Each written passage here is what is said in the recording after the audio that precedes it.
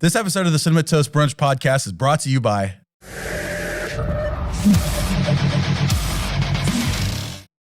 coming to you from the Digital Thunderdome studios. Today we'll sit down with special effects master, creature creator, monster maker, beast bust baker. You've seen him in Face Off. You've seen his work on multiple major films. Let's give a warm Cinema Toast welcome to Mr. Wayne Anderson. Wayne, good to have you here. Thanks for having me. How you doing?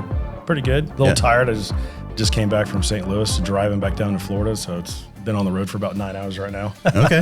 Well, what were you doing in St. Louis? It was the biggest Halloween attraction show in the world called Transworld, and it's a bunch of vendors that everyone from animatronics, mask makers, fabricators, and set designers for haunted house attractions. They all do this show. There's like a couple hundred people that go to it, and then thousands of attendees. So on that note, do you want to introduce yourself to everybody and what it is that you do specifically, your role and position? Sure. My name is Wayne Anderson, obviously, and I work in the movie industry designing movie characters. I'm very prolific into sculpting and painting, and that's basically what I do, and I freelance at pretty much every studio that was in Los Angeles. So I was really, really fortunate to be able to do that. Wow. And work with some of the people that have been a part of this industry for the past 50 years, and I got to work alongside them. So doing that really helped me kind of pursue my career and getting better, seeing them how they work on their own stuff. So very cool, very cool. So what got you into that industry? It's kind of a long, short story, but when back in like 92, 94, my dad did haunted houses at our house. It was like a small little maze.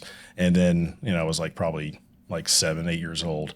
And then we did that for a little bit. He stopped doing it for I don't know what reason, but then later on, I wanted to bring that back. 2005, I do a haunted house at the place. Dad was like, yeah, you can do it. And then we wound up opening up, but a hurricane came through. So he said, we got to take everything down. And, the hurricane's going to blow everything down. So I wound up stopping that, setting it back up the next weekend, did really well. But in doing that, I was buying like latex masks from like Spencer's and like Spirit Halloween. I was cutting them up and trying to glue them to my face. And I was like, this looks like crap, And I wanted something that was better. So I heard on the radio at that time there was a contest. Like next year, they're like Bennigan's $1,500 for first place. I'm like, I'm going to do it next year. So the next year, I wound up making a really cool costume. Had really no idea what I was doing. I wound up getting like clay from my art teacher from high school. Okay. Creating something, winning first place. I did that for about 5 or 6 years, creating costumes, winning first place at pretty much any costume contest I'd go to in Florida. And then what that led to was a really cool portfolio. And cinema makeup school in Los Angeles, I was looking up how to be a makeup artist at that time. So it was about 2009, 2010. They offered a scholarship program. I was like, well, I'll apply for it to see if I'll win. Did that, won it out of like 500 people worldwide.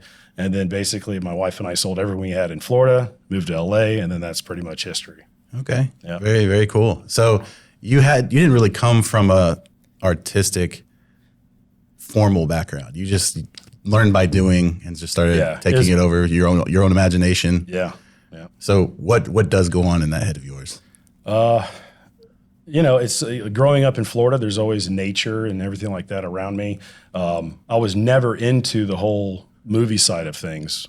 Growing up, it was always just like, doing pastel drawings or like little graphite pencil drawings and stuff. And then getting into high school, I was doing more fish painting. So I really wanted to be like Guy Harvey or Don Ray, like really good oil painters, and then start my own like t-shirt line with fish all over them and stuff. And then I would do small shows, sell stuff. And I've always been the type of person that I like to do a little bit of everything. Okay. So whenever I did find that niche into the special effects world, was like sculpting and then learning how to mold the stuff. And it's just like a lot of the stuff for like a 6-year period, I was just teaching myself, following other people like on MySpace when people don't even know what MySpace is. Oh, I remember. But, yeah. Music on the front page. Yeah. You have to listen to my playlist. I came across like Steve Wang, which he was like one of the original sculptors on the Predator in 87. So came across his page. I was like mind blown with all this stuff that he was doing. I was like, this is the best, and I like knew of like Steve Wang before, like Rick Baker or, like Rob Bottin or anything, even though they've done so much stuff way before him. Yeah. But getting out, you don't know, there wasn't internet really. We didn't have cell phones at that time. True. So it's like you're just like barely finding stuff on like AOL dial-up. You know, it's just like Mom, get off the phone. I got to get online. Exactly. Yeah. I forgot about that. Yeah. So, yeah, it's one of those things to where you kind of fall into it. And then when I was, being able to fabricate, weld up like stilts and stuff, the whole movie stuff was more entertaining to me because I was able to pretty much do every type of medium all in one. I was able to sculpt, able to paint, able to mold, fabricate, and then not only that, but I was also able to perform and kind of be a character that no one knew that was me because I was, in person, I'm just like, kind of shy, quiet, whatever. And but when I get in costume, it's just like no one knows it's you. You can go crazy. Your confidence, especially when you know somebody. Like if you're at a haunt, you can really go interrogate. Definitely. So walk us through that creative process of like from the beginning. So I guess you're hired by producers, directors. They have an idea or they have a movie that they want to make, right? And then they approach you, knowing your history, and they say, "This is what we want to do." Yep. So they bring the idea to you, and do they just let you run with it, or do you have to go based on? Do they give you like a detailed description of what they're looking for, and you just make it for them, or do they let you kind of use your own imagination? It's a little bit of both of that. Both. Like when I was in LA, being a freelance sculptor, I will go to the studio. They already pretty much have the job. They already have their consultants, like what's going to be put forth. So I'll go in there and they go, "Hey, this is the design. We have a little bit of wiggle room on how it's actually going to make sense on someone's life cast." So they would already have all that laid out for us, and then we would start sculpting it. We definitely, like if it's going to be like a really thin prosthetic or if it's going to be a creature like the Predator or something, there's a lot of guidelines that we have to, and parameters that we have to stay within that. We constantly working with like the animatronic department, like, is this too much of a furrowed brow? Because they're going to be moving those brows. So if you put too much of like a baked in expression, you're kind of limiting the animatronics guy when they go to set. Like he's already RBF looks pissed. all the The Predator already looks pissed. It's like, Yeah. well, he is pissed, so it's going to look cool. He's just going to look even more angry when they do furrow the brow. So Right. Working at the big studios, usually it's already kind of set in motion. But if I branch out and do stuff on my own, so I would work at the studios in LA, and then I would also get like lower budget independent stuff. And then when that happens, they're like, "Hey, we're looking for, a minotaur or a werewolf." And it's like, "All right, well, what do you kind of want?" They're like, something like the Howling or whatever. And it's like, you think of minotaur stuff, and then, there's not a lot of minotaurs out there. So it's like, okay, well, how can I make my minotaur look different than most? And it's like, I'll put him on stilts, make him like 9 foot tall, have like 4 foot wide horns, So it's something like that to where, and I used to do a lot of drawing. But now it's like I just go straight to clay. Yeah. For me, it's easier to go straight to clay and get it on there to see what's going to look like. Either we'll do like a small maquette if the budget allows that. We can do something really small. That way the director can see it or the producer can see that. I think we have, Matt, do we have something we can put up on the screen for that? We have a photo of some of your work. Oh, nice. Yeah, so this is the werewolf for Scott that he wanted. For the Virginia bitches. So this is like one of the just evil. He really just said, I just want a cool werewolf, Yeah. And this is basically what I came up with. And you make every aspect of this, like down to the gloss and the gums and everything. The textures. Yeah. So we could work straight from a life cast, which I life casted my brother years ago. So I have his body form. He's 6'3". He's really lean, which is great because it's kind of like a universal fit. And I could always make it alterations and stuff for other people. So like doing this guy, like sculpted directly off of a life cast, sculpting it, molding it, casting it up, running the foam latex. Like the teeth are like real dental acrylic. It's not like they're foam or anything. So those actually are really sharp, which, for something like this, if I probably should have cast them up in like a soft or like a denser foam. So that way, if it does bite an actor, usually have like a prop head. If you're getting close and personal, that those teeth aren't going to cut your talent. Yeah, So it's probably a liability. Probably have to talk to Scott about that. Yeah, got some weapons on set. Yeah, we're trying to stay away from that. But but all the hair punching and everything, like the majority of like the bulk of a suit, like most of you'll use NFT tech, so it's like a 4-way stretch power net, and then it's just hair stitched into it. So you get a lot of volume of hair. It's really stretchy.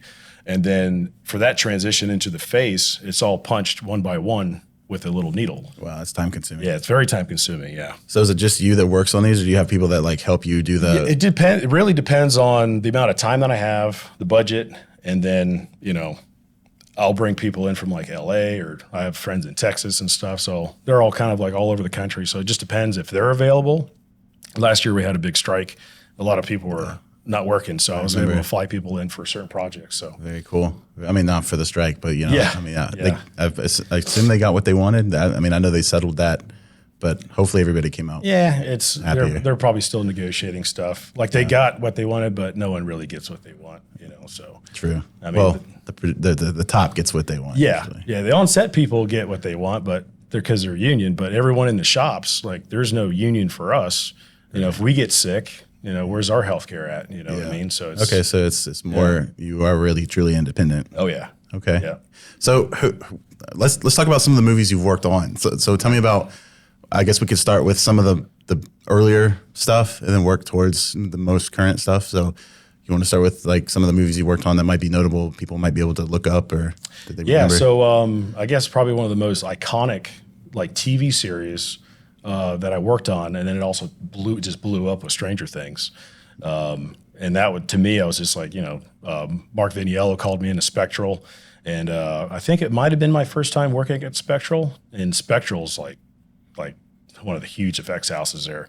Hellboy, Lady in the Water. I mean, you can go on and on. The list goes on and on with Spectral, the stuff that they can do, and they have probably the top animatronic guy, to me, in like the world, because he's just so dialed in, And so working there, I was just like kind of nervous, because I was like, moving to LA, and then it's kind of like it was like a very fast track approach to like my career as a sculptor and painter, and like working in the effect shop. So I was just known as like, oh, he can do creature suit stuff, and he does really big suit stuff like on my own.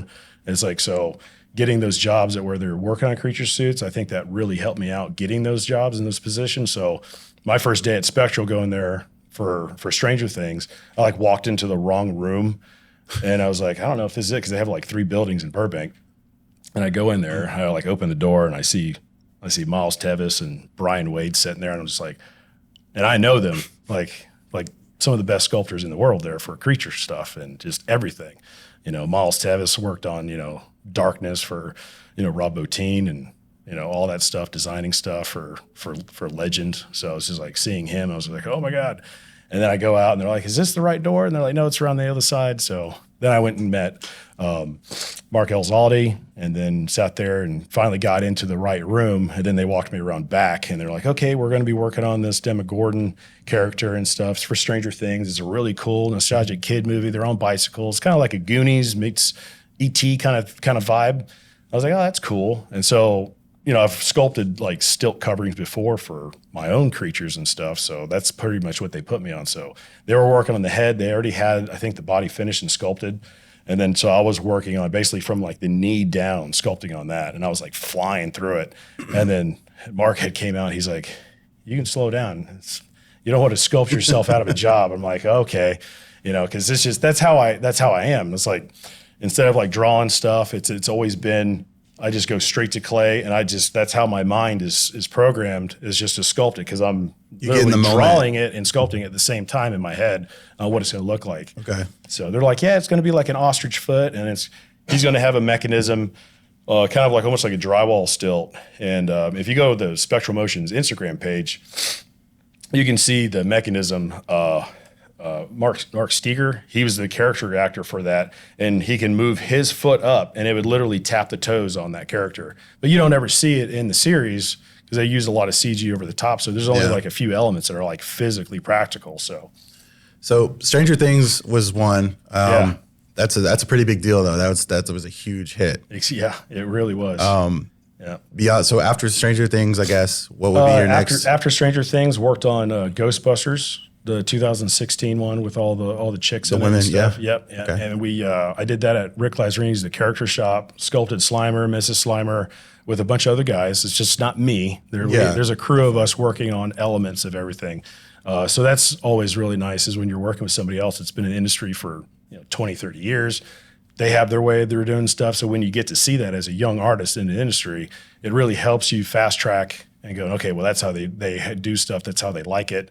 And it really helps me see it, and I can like basically recreate that kind of stuff. So right after Ghostbusters, I think it was Predator, There's a lot of other stuff in all in between, but like really iconic stuff was Predator probably right after that. So 2016, worked on Predator, and then like 2 years later it comes out in the theaters. So that's the one that Shane Black directed. Yeah, we got some shots from the set, I guess. Yeah, that's the Fugitive Predator. So this was, I think that's pretty close to what they wanted. I think I might have softened the brows up more. So that's like what I was talking about, where at the animatronics, Dave Pennicus, he was like, yeah, let's soften them up a little bit more. Alec was saying the same thing about that, softening them up. But like, there's a picture that I have that's probably earlier that was like, he was so angry that I was just like, I want to make him like because you look at the Predator, the first Predator is the best one still to this day, in my opinion. You know, it's just like the way everything flowed, the way the mandibles moved, like it was just super, super fluid. So how does this work? Is there like, so you build this and then it goes over something else that moves all of the mold around, right? Yeah, so you can see like the bottom portion, that's a fiberglass snap from the suit. And when you say a snap is like we're taking a copy of that with either alginate or silicone, like you take an impression of your teeth. So we would do that off the suit, and then we generate a life cast with whoever's going to wear that suit. So the actor came in, he was like 7'2", I think. Wow. He puts the suit on, and then so he has the suit on, and then they do a life cast of his head with that suit. When that happens, we can generate a fiberglass core, and then we add clay to that. And then again, like they're telling me, hey, we need like 4 inches of space in the top of the head for all of our animatronics for those mandibles and the teeth and the jaw and stuff like that. So part of that is slave controlled off of his own jaw. So when he can perform with his mouth, it does open that center part. And then the mandibles that close, that's all fully animatronic. So once that clay is molded, then that would be casted in foam latex after that. Now, all the animatronic controls and stuff, do you build that as well, or is that another team that does all that? That's a whole nother team. Okay. Yeah. There's quite a bit of people that have their hands on that all through the process. Okay. So I know you mentioned a few names, but like who in the industry do you look up to the most as the most for inspiration or someone that you want to be most like? It'd be Steve Wang. Yeah. To me, that was my bread and butter. You know, I mean, there's a lot of great artists, and they all have their certain style. But Steve, to me, there was just a little bit of there were so many different elements of like character and creature stuff, like from insects and animals, and it was all blended into one. And just like him coming across him like first, it like really stuck with me. And obviously The Predator is like one of my favorite movies. Yeah. And that kind of got me in the industry too, is watching the behind the scenes of The Predator, seeing, Kevin Peter Hall sitting in a big rubber suit, and you're just trying to figure it out. Being real young, you're like, how the hell do they do all that stuff? Yeah. So it was funny because I was, like I said before, not really into a lot of movie stuff until I just fall into it. So when I was going to school in cinema, it's like, you don't really know a lot about the movie stuff. And he's like, are you raised by wolves and stuff? It's like out in the middle of nowhere, So Fort Myers is a very small town, So it's just like something that when you go out there and then you're trying to learn as you're going. And then I was just lucky enough to be a really good sculptor, and I could pick up things really fast. So being able to work on stuff that got me into it early on. And then it's like 30 years later, basically, I work on that character and then get to like meet Shane Black, comes in, looks at the character, it's like, yeah, this looks really good. To me, I was like, all right, well, I guess I can move back to Florida anytime I wanted to, since I felt like I was like fulfilled. But Steve Wang to me is like, one of my biggest idols for sculpture, paintwork, everything like that. So, and what's funny is, I have this other character called Drakeshin with these big horns, and Monster Palooza is in LA. And it's kind of like an industry show for sculptors and painters. They have a table there in a booth, and we would show off our work. So he had to come up to me there at the show, just meeting him, right? And you're always nervous when you meet people like that, And then he was just like, yeah, we really like this. He's like, you want to do this for my Elite Creature collectible line? And I was like, sure, yeah, I'll definitely want to do that. So I want to re-sculpting that as a statue, full size. And to me, that was like the ultimate, like, I did good because, your idol's basically asking you to sculpt for his company, So to me, that was like, it meant a lot to me. So if you've made it this far, you must really be liking this. You should like and share it. All right. So in the world of CGI. I know that you make stuff that's real. CGI takes a lot of things into the digital realm. Yeah. How much of that is incorporated into like what you do, and how do you feel about CGI? Do you respect that, or do you see it as like a kind of a cheap way out? Well, it's definitely not cheap. But I think cheating way out. Well, I think the thing is with CG is it's another tool, right? We all have our specialties. I think it's when it's too reliant on one or the other is when it's like, but it's like obviously like Jurassic Park was like the greatest blend of the two. When that happens, it's like one of the greatest things to watch because you're like, it looks so believable. If they go too heavy with CG, I don't know, like a lot of Marvel stuff, you're just, it's like you're watching a video game or something. Yeah. And then if it's too much practical, it's like, oh, cool. It's like really 80s, monster suit or something. So if you could have the blend of the two is great, but it's like if that budget allows that to happen, that's the biggest thing is like both sides take a lot of money. You know, and it's just a matter of like time. It's like, oh, we'll do it in pre-production or we'll do it in post. Like what works best for like investors and producers and stuff, it's like, how much time you want to spend on set with a rubber monster and a guy in a suit, that takes a lot of time. Or it's like, we'll shoot a little bit and then we'll do a lot of VFX stuff. So they do both though, right? Like you could have something that's physical, but then the CG will overlay and like over the things. Does that ever come out? Like I'm sure you envision the whole creature as you're designing, or you've got your own idea of what it should be like, and then you see the final product. Does it usually align with what you had in mind, or does it usually surprise you? Sometimes it's a big surprise, like Ghostbusters. We physically made Slimer, and then we made a Mrs. Slimer, and it was amazing. Rick Lazzarini and other mechanical designers and stuff. I mean, it was just like Slimer. Or Onion Head, that was the original name for Slimer. But they went to set, creature suit performer in the suit, and they put LED lights all over it as a lighting dummy. And they CG'd over everything. It does look nothing like what we did in the shop. So they spend hundreds of thousands of dollars on something, and then when it goes on set, they put lights on it as a lighting dummy. So and then that you're like, why did I why? say you could have a light on a C-stand right there, and it'd have been the same thing. But they're like, oh, well, it's like interaction with the actresses and stuff. It's like, that could have been anybody. Yeah. You just put a guy in a suit and, a green suit or whatever and put lights on him. And then recently there was like Tomorrow War. So you had those white spikes. We did that at Spectre also. That was like probably one of my biggest achievements too, because I was the sculpting supervisor for that. So we had like, so like 6 or 7 different sculptors. And Tomorrow War. That was Chris Pratt? Chris Pratt, yep. Right. Okay. And that was what, 2017? 2018. 18? Yeah, okay. 2018, yeah. So for that, we did the white spikes. There was a female version that was larger, then there's the male version. And when you see that, it's fairly accurate of what you saw with the CG combination. So it's like one of the coolest shots, like when it's up in the elevator shaft and it's like looking down and the jaw's chattering. Yeah. Like a lot of that's all like CG, or it's all practical effects, but then it's also the CG blend to obviously to get it up there. So whose idea was that creature? Was that somebody up the line that designed it? And then off the top of my head, I can't think. It might have been Ken. I can't think of his last name. Forgive me. I'm so sorry. But it was definitely I can't think of his last name but he did a lot of the design stuff. They went with his design. So I'm sure there was like multiple designers. Yeah. And then it's just a combination of like playing off of this. We like his legs here. We like the front of the legs look like a mantis. We really like hundreds of teeth on the face where it's all rotting and decaying. So, but that was like one of the smoothest projects for like a creature because it was like just everything was already like said and done. Like this is what we want. Spectral really has their stuff together when it comes to like their meetings and coordinating like exactly what the character's going to look like from, how big it's going to be to, the color of it to the final finish of like, it had like dead flaky skin all over it. Obviously that was like done in the shop, but then also dressed on set and stuff. So there's all these little elements and it just really came together really nice.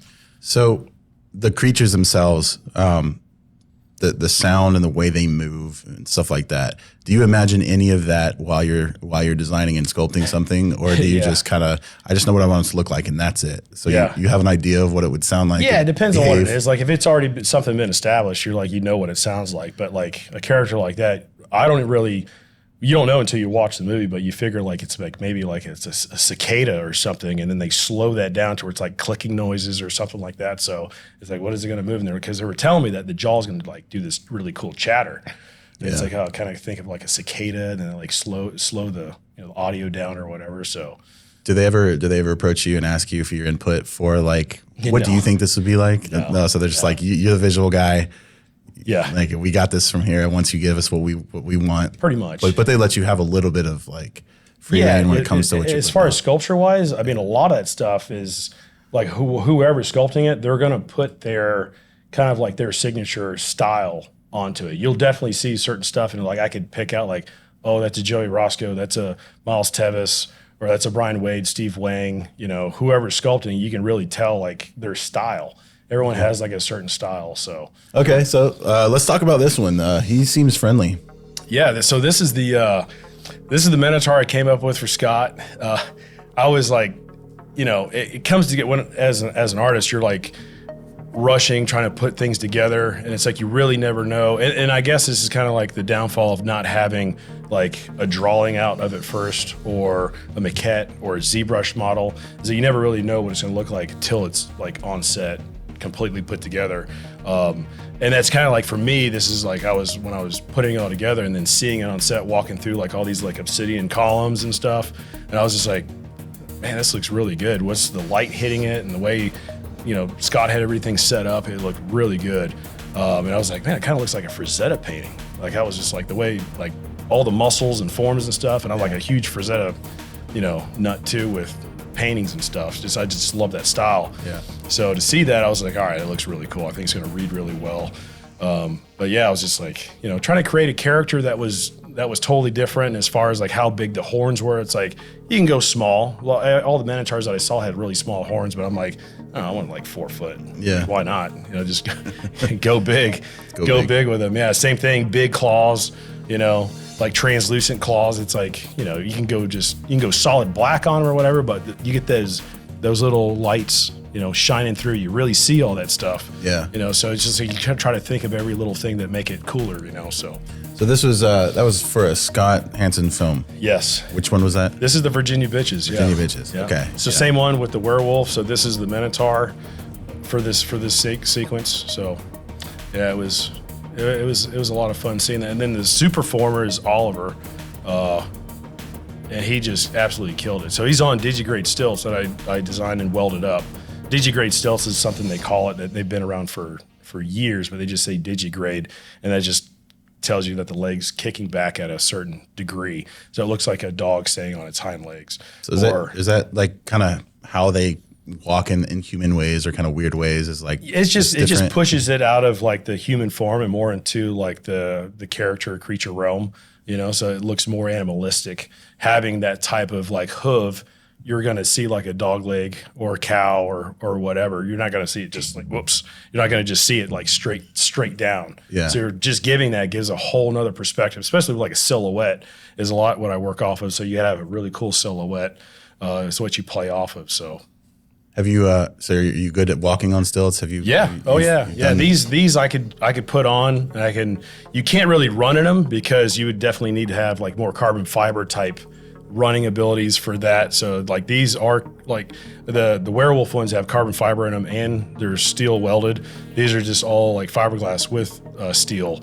But yeah, they still have like 3 different positions of adjustment on it, depending on your performance body weight. If he's going to be more on his toes, if he's going to be back, the weight of the horns could be pulling him forward or backwards. So we can adjust those stilts to find that sweet spot so he's balanced properly and he's safe.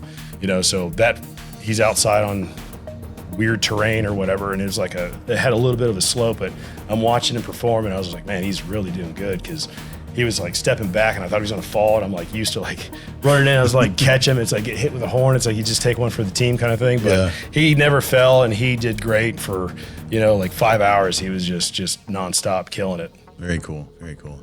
So where do you see the future of creature design in film? Do you see it going more towards the totally computer generated stuff, or do you see a growing need for the more real? Because we're going into this world of AI, where AI makes, but you can tell. Yeah. But as AI advances, it maybe get more realistic. Right. But I'm curious your thoughts on the future of what you do. I think in 5 years, AI is going to kill us all. Really? I don't know. In the industry, or just like it for real? Just like, everything. We're all going to die. Okay. I mean, all right. I've seen a few of those movies. I mean, I think AI is another tool. And I've heard people saying, well, it's just like Jurassic Park and like when ILM came across and they're like doing all the digital stuff and everyone thought that was the end for, practical creatures and it was all going to go CG, but that just turned into another tool. What's scary about AI is that anybody can do it. Yeah. You can sit down, just type it. If you're good with words, there you go. It's like hooked on phonics. It's like, and then you got something that's amazing. I've played with it. I've, inserted my own characters as an image and then said like, do this in blue with, dreads or something. And the stuff that comes up is like, holy crap. And it's like seconds. Yeah. So in that aspect, I think conceptual designers, illustrators, they're in a world of hurt because, producers or directors, they can just do it themselves. So it's like, why do we need G4 when I can, get what I want and then kind of like go to an effects house and we can create that practically. So as far as, as far as like a practical standpoint, I'm not worried about my job maybe for like 10, 15 years or so, but no one can really replicate what a human can make. Right. It's not going to be like that, but designing 2D art, that's the problem. Which you can pull inspiration from to create something more real. And I think the value of what human creation can come up with is going to exceed what AI, because like what people are going to be like, yeah, we've seen this, it's AI, we can generate ourselves. We want to see what humans can come up with, and it's going to give it that authentic feel. Right. Kind of like photography. Yeah.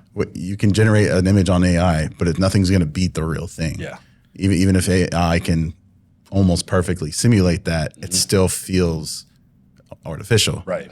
And AI is still trying to like figure out like fingers and teeth. Like you can really tell, unless someone's a really good editor, they can go in there and clean that stuff up. It's like, oh, he has 5 fingers, not like 50, because you'll see that people will start posting stuff. And I've seen a lot of guys that are, using AI and they'll come out and they'll have like 100 followers or something on Instagram, and they just generate so many images so fast. It's like you can't even keep, like every day there's like 20. You're like, holy crap. And every image is a home run. And then the next thing you know, they have like 500,000 followers.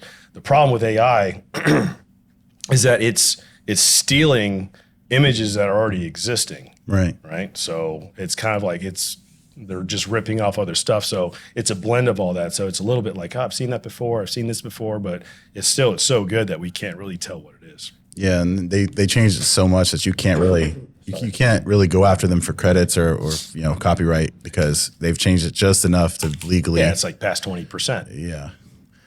What do you find most rewarding about your work? What's the most satisfying thing to you? The most satisfying thing to me, it just has to go back to like working with other artists. To me, I mean, because majority of the time we work on movies and they go out in the movie theater and you watch them and you're like, man, this sucks. like I'm not into it. Yeah. You know what I mean? So, and then from that aspect, it's like we all worked on it together. It's just how it's like cut and edited and stuff. It's like sometimes just not my cup of tea. Even though like some of the characters like are iconic, I don't like the story or whatever. Right. But the thing that always stays with me is like working with guys like over the years that I probably won't see maybe for like 2 years, and all of a sudden we get on the same project. You're like, yeah, dude, what's up, man? Like a brotherhood type thing. Yeah, it's like a sculpting brotherhood. Yeah, yeah. Yeah, so it's fun. And then you get to see other people in the other departments that you probably haven't seen in a while. And he's like, oh, how's it going and stuff. So to me, that was the coolest thing, is just working with other artists. And we all had the same vision in mind, it's just to make something cool. Yeah. And after that, it's out of our hands. So what's the biggest film that you've made, or the most, or worked on? Largest, I guess we could call that highest grossing film, maybe? Well, probably Avatar. Avatar? Yeah. What was your role in Avatar? Avatar was Kate Winslet's Avatar. So they designed him, and this was at Legacy Effects. And I was already working on, I think it was Goosebumps 2. And then the Avatar stuff was happening at the same time. So I think this is like 2015, 2016, somewhere right around there. And it took however many years for that to come out now. Yeah. I mean, it was a long time. I mean, I remember the first one took a while too. Yeah. Like first and second. It was like 10 years or something. It's like, it's insane. But they designed that on like ZBrush or whatever, different programs they have. And then that character was 3D printed. And then after that, they molded that, clay poured it, and you get little bubbles and stuff in the castings and stuff like that. And then they gave me the clay poured head from the 3D model. And there's like little bubbles and stuff like that. So they'll come over and be like, you know, we need like her little mole like dialed in. So you're like with like, you got like little binoculars, you're like sculpting like this little wrinkle through the lip. And it's like super detailed. You know, it's for James Cameron, so it has to be perfect. Yeah. You know, so retexturing Avatar for Kate Winslet or whatever. Pretty much that was like my job on that. Okay. So how closely did you get to meet James Cameron? No. Okay. So you don't work directly with the production, like the final production team. Sometimes they'll come in. We'll get the directors that come in and they do a walkthrough. It just depends on the timing of stuff. You know, but for the most part, they're constantly taking photos, sending them off to production. But like the owners of the shop, they're the ones that are, you know, so they take the orders from them and then they pass it to you. Exactly. Guys. Yeah, Okay. They come and they crack the whip and they tell you, you need to do this. They're That looks the like crap. monsters. They grab a sculpting tool, carve all your clay off. It's too thick. Yeah. It's happened. Yeah. It's happened, you know, so it's. So who's been your favorite, I guess, that you've worked with? Like a shop or whatever? Well, I would say like overall film, like from the whole process to the final product. What's been the whole package, your favorite? The favorite time that I was working at a shop was at Amalgamated Dynamics. So it's ADI. That's Alec Gillis and then Tom Woodruff Jr. And we worked on It, Predator, Bright, and then like a few months later, like it jumped right into Jurassic World. But doing that, working with those guys, I worked with like Mike Rotella, Mike O'Brien, Tim Morton. Those were the other sculptors at the same time. And it was almost like you would hear stories like in the 80s of like just all the jokes that would go on and stuff and like, you know, going back and forth, playing around with stuff. So it was a lot of fun. Like it never felt like we were working, even though that we were like creating some of the coolest stuff, you know, at that time. It was just a good time working with those guys. So. You're doing your passion. It's not work if you're doing what you love. You know? Yeah. So. Until you do it by yourself and you got all the weight on you, dealing with production emails, sculpting, molding, and then it's like. Yeah, but it makes you stronger. It makes you better. Oh, you know? Yeah. If you're gonna become the elite, the go-to guy. Yeah. And you've done it all, then it makes you more valuable, right? Yeah, exactly. Yeah. Okay, so Matt, you just pulled up another one of Wayne's work. This looks familiar. Is this? Yeah, this is a Stegosaurus head that we did for Jurassic World. Fallen Kingdom. Okay. Yeah, so this was the Stegosaurus that no one probably ever saw. It was really quick. It was in the Velociraptor Blue's nest. Like in the back, it was dead. This is the size of the head. It was like it's like weird forced perspective on that, but it was like 7 foot long, that head. And the body was, I think, 55 feet long, and then it was 25 feet tall. So it was like these genetically modified Stegosauruses. It was funny is that people were giving me crap on the internet when this first got posted. They're like, it doesn't have a beak. It needs a beak. And I'm like, we know for sure. Maybe, you know, it's like, well, that was the design. So I was just like, but they're like, he doesn't know what he's doing because he didn't put a beak on the front or whatever. So it's like, whatever. It's eating leaves anyway.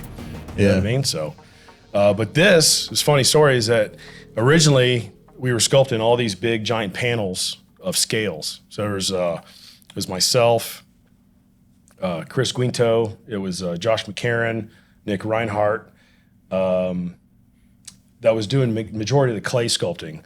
And then there was a whole nother crew that was doing all the styrofoam sculpture, basically getting it to a certain point. Then they were sanding it down using hot wires and stuff. And they were cutting these giant cubes of styrofoam into the segmented pieces. Because then once this was created, that would get separated and get put in shipping containers and they'd ship it off to, I think it was Hawaii is where they're shooting. So there's a lot of forethought that goes into all this stuff. But the head, they were like, yeah, we'll just do it the same way and we'll fabricate the head. And I told Yuri Everson, he was a supervisor for the project. I was like, just let me sculpt the head. And he's like, nah, we'll just do it this way. And I was like, I'll do the head in 4 days. I'll sculpt it. It'd be so much easier. You just mold it and done. It's not like you got to piece it all together. He's like, all right. and that was it. So I was like, and then when I'm sculpting it, I'm like laying on the floor, like trying to sculpt underneath to get all the scales, and like clay's falling in my face, falling in my eyes and stuff. But it was totally worth it. Budget on that thing, I mean, I don't know what the budget would have been for $500,000, maybe $1 million for that size of dinosaur. I'm not too sure, but it was a long build. There seems to be a lot that you do that is highly detailed, very involved for a very fleeting moment. Yeah, that's movie for you. Yeah, that's always how it is. It's like, oh, what's your longest featured creature? Probably the Predator. Predator was the longest screen time of your work. Yeah. Okay. Yeah. Probably the Predator. I mean Pennywise, but Michael Bryant sculpted the makeup, but I sculpted the teeth for Pennywise, and then I did a bunch of gore effects for like the kid that gets his initials carved into him, and there was actually like a cut throat where that kid that was like a really bad kid and his dad was beating up on him. There's like a cut throat for him, but I think it was too gory. Yeah. So they didn't use it because he like goes in there and like slits his throat. It's like it's a little extreme, probably for a kid. Yeah, it's not a Rob Zombie movie. So. yeah. So that was left out, but yeah, definitely the Predator, longest screen time. Yeah. Okay. Do you have anything to share or encouragement, words of advice for people who are trying to get into the industry and to your field of work? Don't do it. Don't take his job, guys. Don't do it. It's just one of those things that it's a love-hate relationship. And everyone says, oh, it's, as long as you love what you do, it's not work. It is work. It's a lot of long hours. But if you're persistent and you just constantly just better yourself, you're gonna get really good. It's just like anything. If it's sports or drawing or making a peanut butter jelly sandwich, you do it well, it's gonna be good. So it's just one of those things. You just got to realize that there's days that you'll go days and days without sleep. Especially if you're doing everything yourself, or if it's like a low budget stuff, like you're working around the clock. So sometimes it's nice to have the 9-to-5 stuff, but then it's cooler to do the stuff on yourself because you don't have all the cooks in the kitchen like telling you what to do. You can be your own artist and really put your own style into stuff. But at the end of the day, it's all worth it. So it's just a matter of. I've been sculpting since 2005. It's like 2024, and I'm still going at it and just getting better. And it's like who you meet, networking, and it just snowballs into something that really is really cool. So yeah, I was going to ask you, do you have advice for where they may begin this journey, or some advice to get them past that initial? Okay, this is what I want to do. Now what? What do you do next? What's the first thing you would recommend doing for them entering into your field? Right. Yeah. And it's like one of those things to where, you can only be self-taught for so long before you need to be around other people that have, the mojo is what I would call it, to where you work with people in the industry, you see the way they do stuff, that will excel you really quick. So there has to be a point in time where you go, okay, I'm going to leave my nest and go somewhere where that be school, watching videos and stuff online, like the Stan Winston School of Character Arts. You can do that by your house, but it's, again, you're watching something versus being there in person. So sometimes you just have to take that leap of faith, like go to LA or go to Atlanta, wherever there's like movie stuff, start, doing stuff on your own to a certain point, taking on little jobs until you get the bigger jobs, so. Networking is huge. Networking is the biggest thing. Meeting people that are like-minded like you two. And just letting that flourish, So, but the best thing to do is go to school, I think. Yeah. Any school that you recommend? Cinema Magna School. That's where I went. Okay. Never graduated though, because I got hired at a studio. So I was just like, see you later. Too good for that. Yeah. They're like, oh, you don't want your diploma? I'm like, nope. I'll either start teaching your courses or I'm going on my own. Yeah. Yeah. So going to a school was really beneficial to me because I got to work with, or my teachers were leading industry sculptors or makeup artists. They all come in and, I was taught by Joe Harlow, Leonard Engelman, Chris Cobzino. I mean, the list goes on and on and on, so getting with people like that and they see your talent and they see your work ethic, then they're going to be like, hey, Wayne's pretty good at doing this stuff. So that's all it is. Just that little door opens, and the next Domino thing you know, effect. it's a domino effect. Yeah. And it may take 5 years, it may take 10 years, but it's just not. It's a pursuit of happiness, pretty much. Do you see a need, like a good need for this type of work in the industry? Is there still I guess as people start to age out and retire from back in the day, and then we have people like you who, I mean, you may enjoy this, but you're not gonna do it forever either. Right. You got to pass the torch on eventually. Is there a decent size demand for sculpting? I think there's enough work for everybody. Yeah. You know what I mean? Okay. So just not AI. Just yeah. I mean, they told whenever I was talking to Steve Wang and Eddie Yang, they were talking to me and they're like, never stop making creature suits, because that's like one of the biggest dying things is like full body creature suits, because you really don't see a lot of it. You just mainly see a face or hands or something, like really well done stuff. But like big creature suit stuff is a totally art in its own. Full body stuff where you gotta have big foam mixers. I got like 4 giant dough mixers that are 20 quarts a piece. So I mean, you're running this. You got big injection guns that you're putting in the mold. It's like you're like a mad scientist. So definitely. and it's so much fun. It's a lot of work, but it's a lot of fun in the process, because sometimes you'll fail, but it's always like if you're failing forward, then you're doing the right thing, because you're always going to be learning. Every suit that I do has a certain way that it likes to be ran and like cooked, and so it's it's one of those things that I enjoy, like teaching people and stuff like that. I'll have sculpting classes online, especially like through COVID. There was like no one doing anything, so I was doing like Zoom sculpting classes, and it's kind of like what we're doing now, but I'm sculpting a character. I got like 30 people online, and they're just kind of following along and kind of having the same conversation. So cool, very cool. Is there anything that you'd like to plug before we wrap it up? I don't think so. I think we covered quite a bit of stuff. Yeah. Okay. Well, I mean, you can follow me at Wayne Anderson Wayne Anderson Designs on Instagram. Wayne Anderson Designs on Instagram. Yeah. I think there's a link to a website on there as well for some of your busts that are for sale. Yeah. Well, I think they're all sold out. Oh, I got to make a new line, because I do limited edition collectible stuff. So okay. Yeah. Very cool. Very cool. So yeah, if you guys want to go check that out, plug your Instagram one more time. It's Wayne Anderson Designs. Wayne Anderson Designs, all one word. All one word. Yeah. Awesome. It's going to wrap it up for this show. Appreciate it, man. Yes. Thank you for coming out. No problem.